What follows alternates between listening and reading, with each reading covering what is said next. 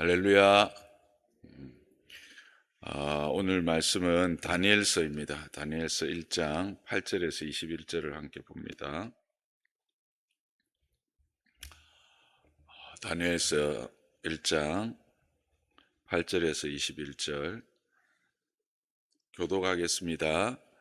다니엘은 뜻을 정하여 왕의 음식과 그가 마시는 포도주로 자기를 더럽히지 아니하리라 하고 자기를 더럽히지 아니하도록 헌관장에게 구하니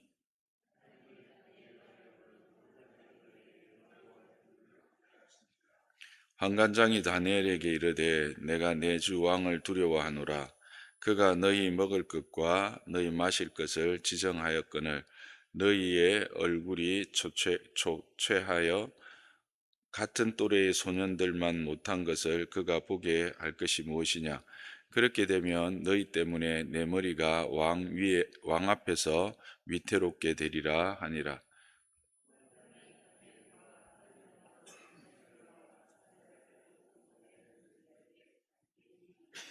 청하오니 당신의 종들을 열흘 동안 시험하여 채식을 주어 먹게 하고 물을 주어 마시게 한 후에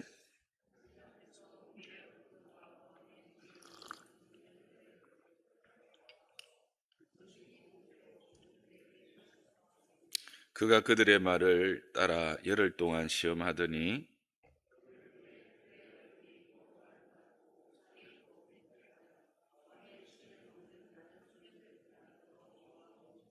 그리하여 감독하는 자가 그들에게 지정된 음식과 마실 포도주를 제하고 채식을 주니라.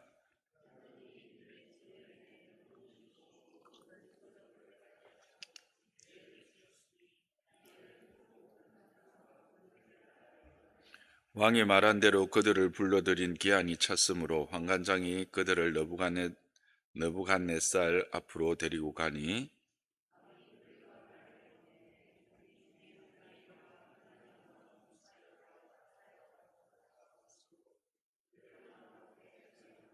왕이 그들에게 모든 일을 묻는 중에 그 지혜와 총명이 온 나라 박수와 술객보다 10배나 나은 줄을 아니라.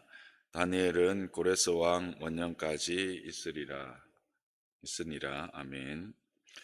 오늘 말씀은 여기 아침에 이곳에 오신 분들은 거의 다 익숙한 그런 말씀일 겁니다. 그래도 대충을 살펴보면 이제 1차 포로로 잡혀간 다니엘과 세 친구가 그 궁에서 특별히 관리를 받게 되지요. 그러나 그들이 제공하는 음식들이 결국 제사상에 올라갔던 음식들이기 때문에 그것은 그들이 스스로 뜻을 정하여 그것을 금하고 채식을 요구합니다.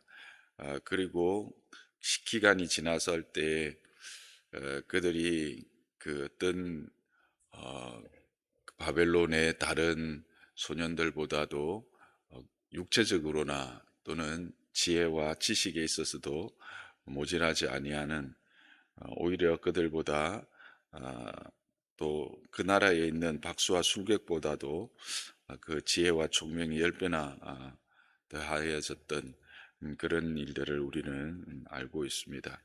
자, 그렇다면 이 왕의 음식을 금한 것, 그 세 친구가 주장한 이 왕의 음식을 거부한 것이 어떤 의미인가 하는 겁니다. 이게 이제 그 왕의 음식이 산의 진미가 아니겠습니까? 육류와 기름진 음식들입니다. 평소에 먹어보지 못하고 오히려 이제 그 시대에는 그런 음식은 귀한 것이거든요. 그런 음식을 먹을 수 있다라는 것은 기회고 혜택입니다. 근데 그것을 어, 거부했다라고 하는 의미가 뭐냐? 뭐 우리가 일반적으로 생각되는 것은 이제 고향에 있는 남겨진 동포들, 동족들 고생하며 애쓰는데 우리만 여기에서 뭐 잘 먹고 잘 입고 이렇게 지내서 되겠는가 하는 그런 동포애와 애국심에서 발현된 것인가? 그렇게도 생각할 수는 있지만 그거는 아닌 것 같습니다. 그것이 아닌 이유가 이것이 신앙의 문제였다고 하는 것입니다. 이제 그것을 극명하게 드러내는 것은 그 이름을 바꾸는 것이죠. 우리가 읽었던 8절 앞에 보면 7절에 보면 그들이 그 바벨론에 잡혀온 다니엘과 하나냐와 미사엘과 아사랴의 이름을 그쪽 그 바벨론식 이름으로 바꿉니다. 근데 이게 그냥 이름을 바꾼 게 아닙니다. 한번 도표를 한번 보실까요? 다니엘의 같은 경우에 다니엘이란 것은 하나님은 나의 심판관이시다 이런 의미잖아요. 그러니까 하나님 앞에서 내가 늘 경성하게 하는, 나를 이렇게 비추어 보게 하는, 하나님을 의식하며 살도록 그렇게 지어준 이름인데 벨드사살이라고 하는 이름을 준 거예요. 그냥 벨의 감추어진 보물을 지키는 자다 했을 때 벨은 바로 그들이 섬기는 우상이죠. 우상을 섬기는 자의 이름으로 바꿔버린 거예요. 그 다음에는 하나냐라고 하는 이름인데 이것은 여호와의 은혜라고 하는 뜻입니다. 근데 이게 사드락이라고 하는 것은 태양의 영감이란 뜻이에요. 태양의 영감은 이 태양은 그들이 숭배하는 그런 사상 아닙니까? 그 태양으로부터 어떤 정신을 이어받는 그런 자다. 이게 또 그들이 숭배하는 그 신을 이렇게 의식하게 하는 그런 이름이죠. 다음으로 미사엘 같은 경우에 하나님은 강한 분이시다라고 하는데 메삭으로 바뀐 거예요. 메삭은 삭 여신에 속한 자다라고 하는 거죠. 다음 이름은 아사랴예요. 여호와는 도움이시다라는 의미인데 아벳느고는 뭐예요? 밝게 비치는 불의 종, 불 역시도 그들이 섬기던 신의 한 일종이거든요. 다 뭐예요? 하나님을 의식하고 그 하나님을 바라보면서 살아가도록 그의 부모님들이 또 조상들의 그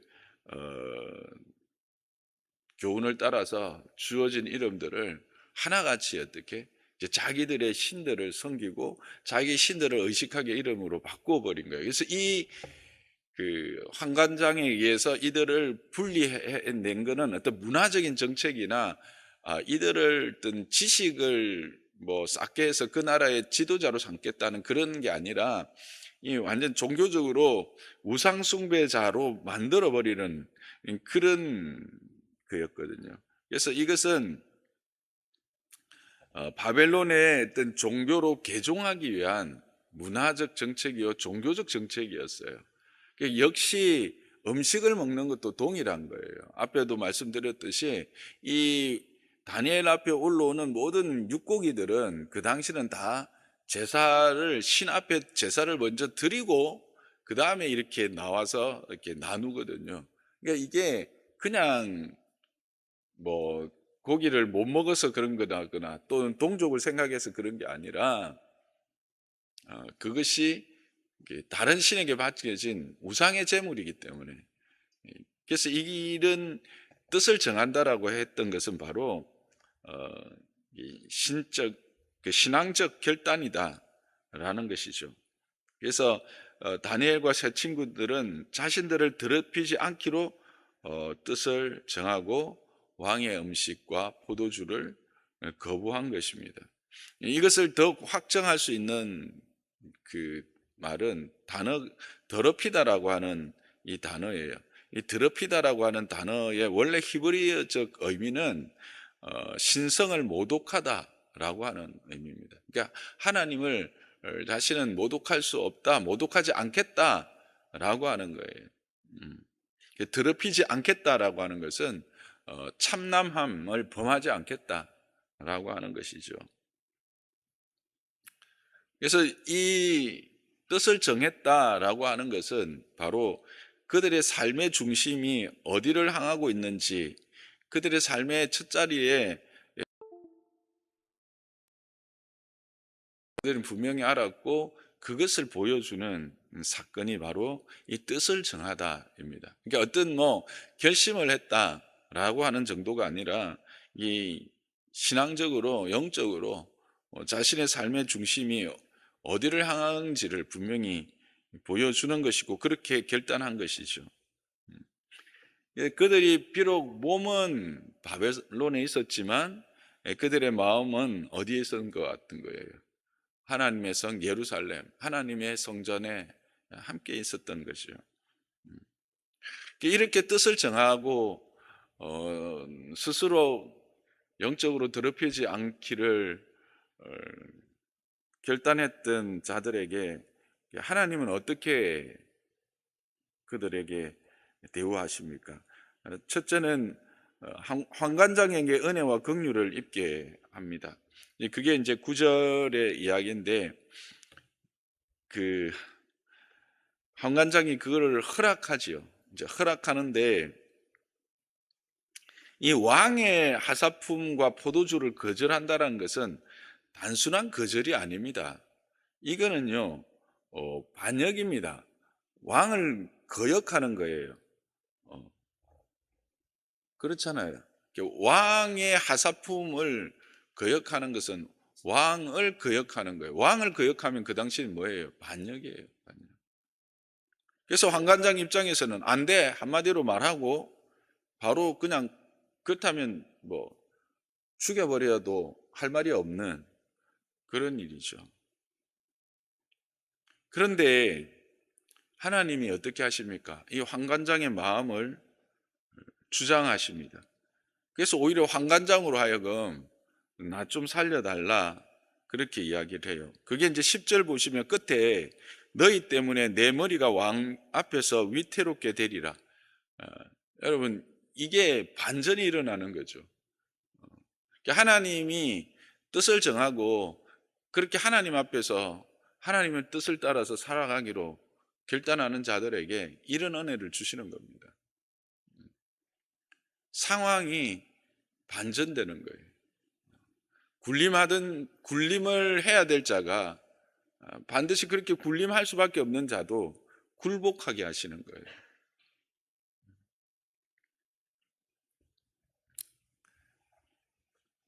요즘 우리로 해보면 이게 우리가 세상 앞에서 하나님의 뜻대로 하나님을 우리의 삶의 첫자리에 놓고 살아가려고 하면 여러 가지 제약들이 있고 여러 가지 도전들이 있죠. 그래서 많은 것들을 우리가 손해를 보거나 아니면 그것 때문에 힘든 어떤 상황 가운데 내몰릴 수도 있는데 정말 하나님의 뜻대로 그렇게 뜻을 정하고 살아갈 때 하나님은 그 상황들을 바꾸어 버리신다는 겁니다. 사람들의 어떤 태도들을 바꾸어 주신다라는 거예요. 그래서 우리가 굴복해야 될 것처럼 생각되는 상황을 오히려 세상이 우리 앞에 굴복하게 하는 그런 일들로 하나님은 바꾸어 버리신다는 사실이죠. 이게 바로 하나님의 은혜요 일하심입니다. 그래서 하나님 앞에서 그렇게 뜻을 정하는 자, 세상으로 나를 더럽히지 않겠다, 하나님으로 내 삶의 참 주인으로 삼고 나아가겠다 하는 자들에게 이와 같이 하나님은 일하신다라는 겁니다. 2025년 이 한 해도 저와 여러분이 하나님 앞에서 이와 같이 거룩한 뜻을 정하는 자 되기를 주님의 이름으로 축복합니다. 우리가 더럽히지 아니하는 하나님의 그 이름과 그의 능력, 그의 크심을 기억하면서 뜻을 정할 때 하나님이 이렇게 일하시고 하나님이 하나님의 크심을 보여줍니다. 두 번째는 그 은혜와 돌보심이 그 왕의 진미를 먹는 자보다 더 아름답고 살이 더욱 윤택해졌다라고 이야기를 합니다. 이게 뭘까요? 이 상황을 하나님이 바꾸고 사람들의 태도를 바꿀 뿐만 아니라 나의 육체에도 하나님이 구체적으로 은혜를 베푸신다라는 거예요. 육체적인 면에서도 더 좋은 것으로 하나님이 나를 회복시키셔요. 여러분, 하나님은 나의 영에만 관심이 있는 게 아니에요. 하나님은 나의 육체에도 관심이 있으세요. 하나님은 우리를 이 땅 가운데 이런 그 뜻을 정하는 자들에게 육체적으로도 하나님은 더 윤택하게 하신다라고 하는 사실입니다. 하나님의 뜻이 아니라 세상의 방법대로 살아가는 사람들. 이제 저는 어 저의 어떤 이력을 좀 아는 사람들은 저를 보면 너는 친구들이 그래요. "야 너는 나이가 들수록 건강해진다." 그렇습니다. 예전에 저는 아주 약골이었어요. 정말 약골이었어요. 근데 내 나이 또래 내 친구들하고 가면 갈수록 나는 더 건강해지는 거예요. 쉽게 이야기하면 특별히 아프거나 뭐 이런 것들이 별로 없어요. 물론 허리가 뭐 이렇게 계속 조금 하지만 그래도 허리도 예전에 비하면 엄청 좋아진 거죠. 뭐 저의 허리 아픈 거를 아시는 분들은 제가 하단에 있을 때만 해도 그때는 허리가 너무 아파서 어떨 때는 정말 그 주일에 이렇게 거기는 앞에 서서 이렇게 영접하고 할 때 너무 힘들어 갖고 이렇게 걷지를 제대로 못 했어요. 늘 허리가 이렇게 약간 꾸중하게 이렇게 노인처럼 이렇게 있었거든요. 그래도 요즘은 허리가 좀 뻣뻣하다기보다는 이게 반듯하잖아요. 예. 예전에 저를 보던 사람은 늘 이렇게 한쪽이 아파 가지고 한쪽으로 기울고 앞으로 약간 숙여진 그런 쪽 노인네 40 대였는데 그때가. 아. 근데 지금은 그래도 빳빳해요. 예. 지금 스쿼트 한 번 하면요 30개 이상 합니다. 여러분 그 웬만한 사람들이 스쿼트 정상적인 스쿼트 10개 하기 힘들거든요. 하나님이 이렇게 제가 뜻을 정했다라는 기보다는 이렇게 하나님 앞에서 하나님 뜻대로 살아가고자 하는 자들에게는 하나님이 육신적인 육체적인 은혜도 베풀어 주신다라는 거예요. 예. 그다음에 그들에게 지혜와 학문이 어떤 이들보다 능통해지지요. 예. 여러분 어 다니엘은 거기에다가 꿈을 해석하는 은혜까지 이제 더하게 받게 되잖아요. 그래서 그 바벨론 땅에 있었던 술객들과 그 박사들보다도 어 10 배나 더 지혜롭다. 10 배나 지혜롭다라는 건 뭐예요? 그들과 비교가 안 될 만큼 지혜롭다라는 거예요. 네, 총명하다라는 거예요. 여러분 자녀들이 정말 지혜롭고 총명하기를 원하십니까? 이거는 하나님 안에서 하나님의 뜻대로 뜻을 정하고 하나님의 은혜를 구하는 자들에게 하나님께서 주시는 또한 어, 그 은혜예요. 지혜예요. 음, 은혜죠. 그게 뭐 모든 자들이 뭐 IQ가 갑자기 뭐 100이든 사람이 130 되고 뭐 그렇게 된다는 이야기가 아니라요. 그 분야에 자기가 있는 그 분야에서 하나님이 그것들을 해결할 수 있는 지혜와 총명을 주신다라는 거예요. 또 제 이야기에서 그렇지만 제가 초등학교 3학년 때 한글을 깨친 사람 아닙니까? 예? 근데 하나님이 우리 선생님은 내가 초등학교 졸업할 때 나는 그냥 시장 통해서 그냥 지게나 지거나 리어카나 끌 그런 친구로밖에 안 보였던 사람이에요.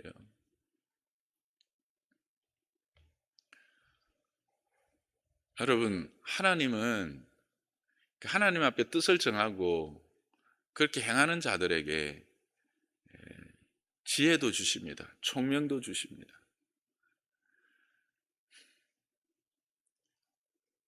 이게 어떤 의미입니까? 그것은 바로 하나님은 바벨론보다 크다라는 것이죠. 바벨론은 뭡니까? 세상입니다. 하나님이 크심을 이렇게 그들을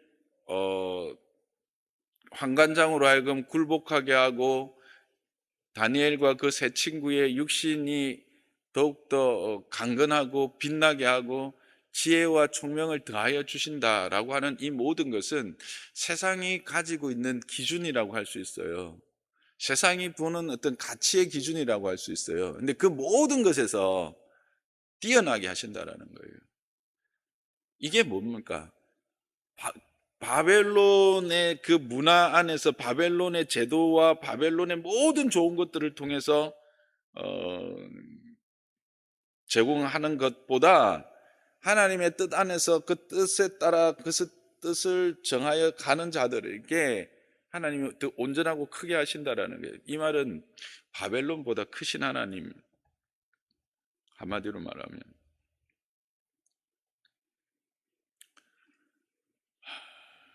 그래서 비록 그 민족이 죄를 범하여서 이제 회개할 기회를 위하여 포로가 되게 하셨지만, 하나님은 그 백성을 잊지 않고 책임지시고 역사의 중심에서 그 역사를 주관하신다. 역사의 주관이라는 것은 이제 이 부분도 나타나지만, 뭐 시간이 없어서 다 다루지 못하지만 1절에 보면 그들이 그 당시에는 전쟁이 어떤 전쟁이냐면 신들의 전쟁이에요. 그래서 1절에 보면 유다 왕 여호야김 다스린 지 바벨론 왕 느부갓네살이 예루살렘 성에 이를 성을 에워쌌다, 이렇게 돼 있잖아요, 그죠? 그리고 2절에 보면 그 신들의 보물 창고에 두었다. 뭘? 예루살렘에 있는 모든 그 그릇들을 가져다가, 이거는 누가 이겼다라는 거예요?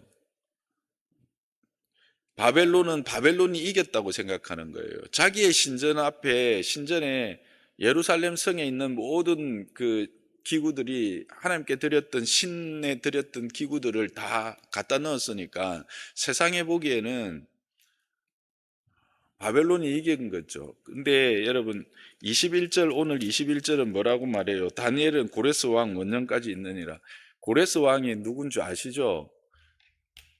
바로 바벨론으로 하여금, 바벨론이 다시 그러니까 유다로 하여금, 이스라엘로 하여금 다시 회복할 수 있도록 명령을 내린 사람입니다. 이게 엄청난 사인입니다, 여러분. 1절, 2절, 그리고 21절은, 그리고 그 가운데 있는 이 모든 내용들은 집에 가서 가만히 묵상해 보세요. 자기들은 스스로가 이겼고, 그래서 자기의 신전에 모든 것들을 다 넣었기 때문에 자기의 신이 이겼다고 생각했어요. 근데요, 하나님은 그게 아니라는 거예요. 그거를 구체적으로 보여준 게 이게 다니엘과 그 세 친구의 사건이고요. 결국은 핵심적인 말씀이 21절이에요. 고레스는 다시 이스라엘을 회복시킨 거거든요. 그래서 하나님이 그 모든 역사의 주관에 하나님의 사람을 통해서 그 일들을 이루어 가셨다라고 하는 거예요. 그래서 역사는 누구의 손에 있었다? 여전히 여호와의 손에 있었다라고 하는 것들을 보여주는 아주 정말 극적인 표현이에요. 진짜 하나님은요, 이 말씀을 여러분 깊이 좀 묵상해 보면 어디 한 곳 참 빈틈없는, 뭐 제가 이렇게 말하는 게 조금은 좀 말씀에 대해서 뭐 평가하는 것처럼 들리지만, 제가 평가할 수 없을 만큼 그렇지 않습니까? 그렇게 하나님은 우리를 지키신다라는 거예요. 그의 자녀들을 지키시고 책임지신다라는 거죠. 여러분, 2025년을 이렇게 시작하면서 우리가 이 아침을 여는 것, 이게 바로 우리가 뜻을 정하는 거 아닙니까? 하나님 앞에서 뜻을 정하는 것. 거룩한 뜻을 정하고 즐거이 행하는 자들이 이런 하나님의 은혜를 입습니다. 올 한 해 저와 여러분의 삶이 이렇게 하나님 앞에서 뜻을 정함으로 이런 은혜를 누리는 우리가 되기를 주님의 이름으로 축복합니다. 그리고 장로 호산나가 교회가 되기를 우리가 함께 기도하기를 원합니다. 그런데 이런 뜻을 정하여 나갈 때 알아야 할 게 또 본문을 통해서 우리에게 주십니다. 여러분, 이 뜻을 정한다라는 것이 쉬운 일일까요? 어려운 일입니다. 얼마나 어려운 일인지를 환경을 통해서 우리가 보면 됩니다. 여러분, 다니엘과 세 친구는 지금 어떤 신분입니까? 포로의 신분입니다. 포로의 신분에서 그 뜻을 정하고 그 나라가 베푸는 것을 거역하면서 자신을 더럽히지 않겠다고 정하고 실천하는 것은 뭘 각오하는 거예요? 죽음을 각오하는 거예요. 죽을 각오를 한 거예요. 에스더가 죽으면 죽으리라 했던 거하고 똑같아요. 그런 각오 없이면 어떻게 이거 했겠어요? 환관장도 자기가 왕 앞에서 자기 머리가 어떻게 할지 모르겠다 했는데, 포로들의 머리야 뭐 그 당시 여러분들 우리가 한 번씩 영화나 이런 것들을 보지 않습니까? 그리고 그 글들을 읽지 않습니까? 요즘과는 뭐 사람을 죽인다, 그것도 포로를 죽인다, 이거는 뭐 좀 죄송한 표현이지만 요즘에 개를 죽이는 것보다 훨씬 쉬웠습니다. 요즘에 개 함부로 못 죽이지 않습니까, 여러분? 근데 그거보다 훨씬 쉬웠습니다. 그런 환경에서도 뜻을 정한다라는 건 어떤 의미인지 아시겠죠? 그런 의미가 있어야 되네. 그런 결단력이 있어야 돼. 그런 게 있어야 돼. 우리는 환경이나 이런 것들을 너무 많이 생각해요. 너무 크게 보이거든요. 그것들을 거역하는 순간 나는 더 이상 존재할 수 없을 것 같고, 그것들을 우선으로 하지 않으면 나는 생존의 위협을 받을 것 같이 느껴져요. 그리고 내가 진정 누릴 수 있는 어떤 것도 다 없을 것처럼 생각되어진다라는 거죠. 근데 다니엘과 세 친구는 이런 환경 안에서 뜻을 정했다라는 거예요. 오늘날도 동일할 거예요. 오늘날도 동일합니다. 그만큼 뜻을 정한다라는 것은 그냥 한번 결심하고 마는 게 아니다라는 거예요. 그만한 분명한 결단이 있어야 돼요. 각오가 있어야 돼요.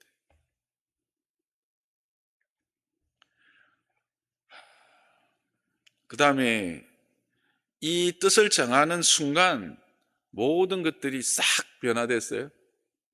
네?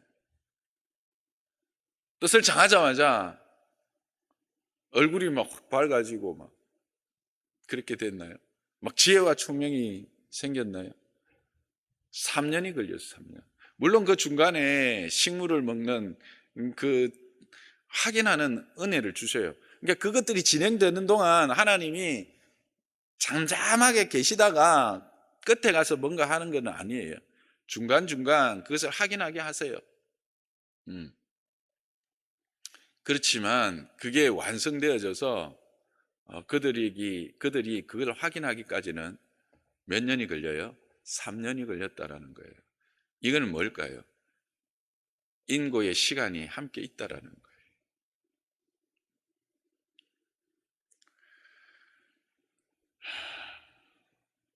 그래서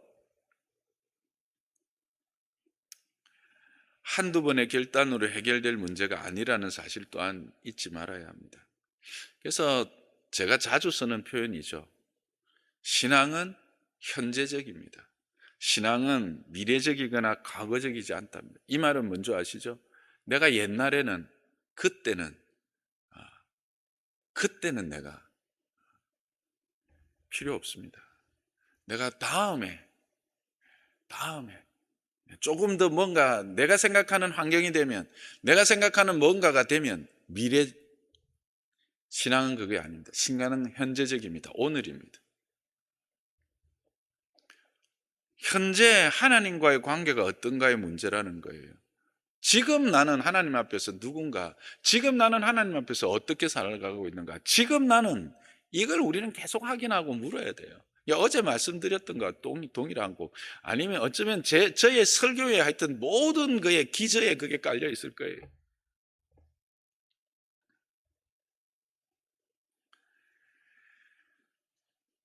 여러분, 비록 그들이 이방신의 궁전이라 할지라도 거기에서 하나님 앞에서 뜻을 정했을 때 하나님의 섭리는 여전히 그곳에서도 행사되고 그들은 누리게 되었던 것을 기억합니다. 그래서 여러분, 이제 그래서 하나님은 이렇게 말씀하시죠. 이사야 41장 10절 함께 읽어보겠습니다. 이사야 41장 10절 제가 읽겠습니다. 두려워하지 말라. 내가 너와 함께함이라. 놀라지 말라. 나는 내 하나님이 됨이라. 내가 너를 굳세게 하리라. 참으로 너를 도와주리라.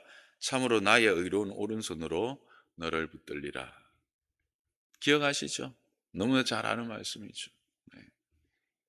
두려워하지 말라고 하십니다. 놀라지 말라고 하십니다. 굳세라고 하십니다. 왜 그렇습니까? 우리와 함께 하시기 때문이고 우리의 하나님이 되시기 때문이고 우리를 도와주시기 때문입니다. 어떻게 도와주십니까? 그의 의로운 오른손으로 우리를 붙들어 주십니다. 하나님이 뭐 오른손 왼손이 있겠습니까? 우리가 이해하기 쉽도록 하시는 거죠. 오른손은 능력의 손입니다. 하나님의 능력의 손으로 우리를 붙드신다라는 겁니다. 말씀을 정리하겠습니다.